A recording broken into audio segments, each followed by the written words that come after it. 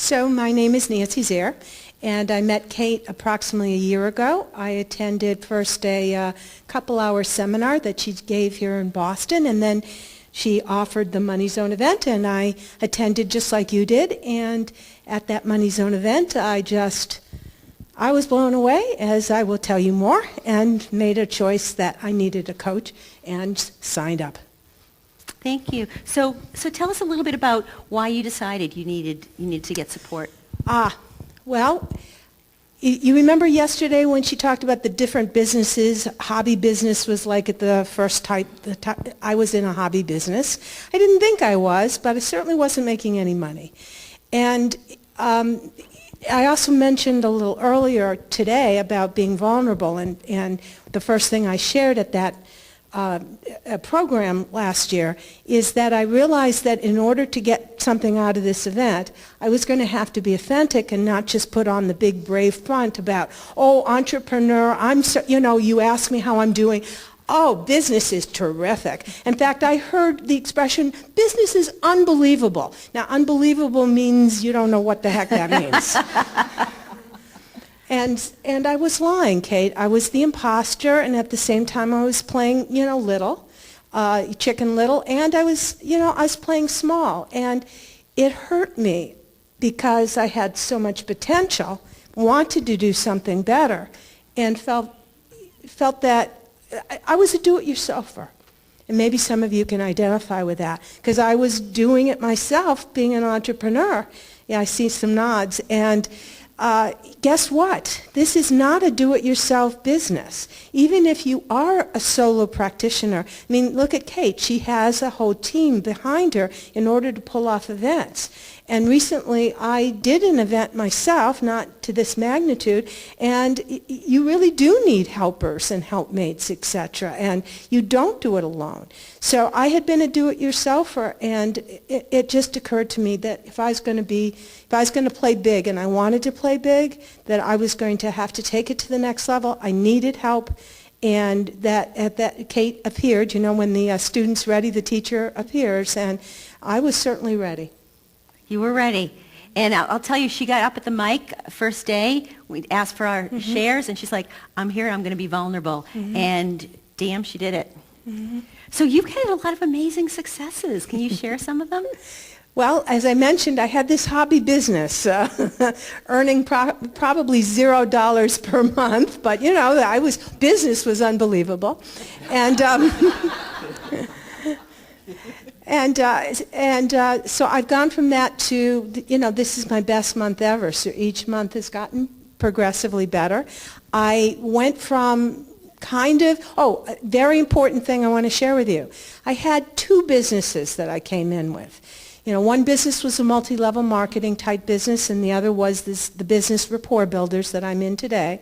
And Kate basically said when I joined, one business. She asked me to stop carrying my business cards for the second business, which I have done, and stop promoting it and stop, being in that business, so to speak. And that's been important because your split mind is not going to produce unless you're focused. So that was one of the biggest steps initially, was to get clear that what business I was in. I got a lot of clarity around what Rapport Builders was doing, to the point that now I'm like a kid with a new toy. I have a system I've created called the Likability System. It's all of 3 months old. But I am so excited and delighted by this possibility and potential. And when I explain it to people, it's not the word like, it's alike. And it's about helping people become alike the prospect, because when you're alike, people say, wow, you get me? And now their guard goes down, and they're more likely to build rapport and be able to do business together. And all of that, knowing what my product was, knowing what my system was, knowing what my price points are, all of that has come as a result of working with Kate.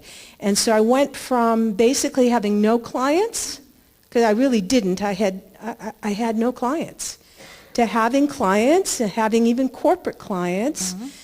Doing workshops, as I told you, presentations, You've got a joint venture partner who's been promoting you and helping you get into places. So, I mean, all of this is just amazing, and it continues to grow. I'm working on a book, although as Kate gave good advice, and this is advice she's already given me, which is I need more experiences in order for that book to, have substance. And yes, my clients and all that is helping to become grist for the mill for that book.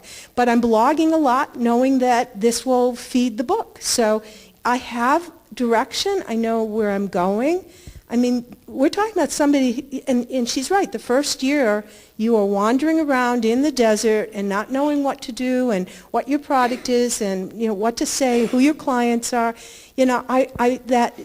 That exercise we just did around the pain points of our client and what we're worth. Wow, when I did that last year, Kate, and I realized even though I had interacted with some people, and remember, I'm doing this as a hobby, so I'm not really getting paid very much, so I'm giving a lot of freebies and trades, which she's told us not to do, and I don't do that today. But I thought to myself when I went back in my memory as to what I had done for this person, one of the people I'd worked with, it was phenomenal how it had changed his life, saved a marriage, made him a better parent. I mean, all this from helping somebody be able to generate more business and more sales, and I remember telling Kate, because I got 3 or 4 times this year I've had, quote, emergency calls. And the first time it happened, I was shocked. I mean, who would need an emergency consult with me on this material? And that's, again, because I wasn't valuing myself, valuing what I could offer, didn't realize how much of worth this is. And today, as I did that exercise, I mean, it's priceless. What I have done for a young man, different client. He's my first client who I got in September. And I joined this program after this, so it started in September.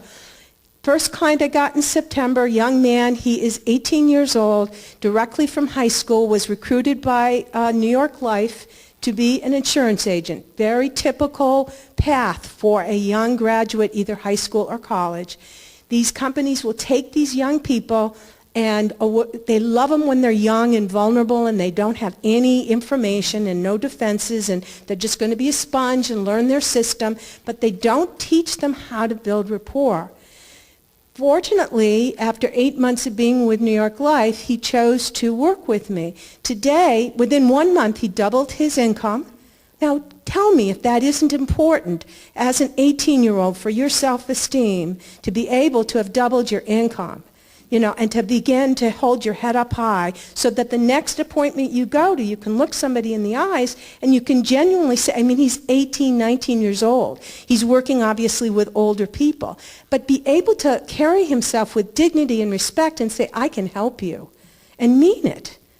And, one of the biggest victories is that he got hung up on by he does a lot of cold calling because this is encouraged by these companies.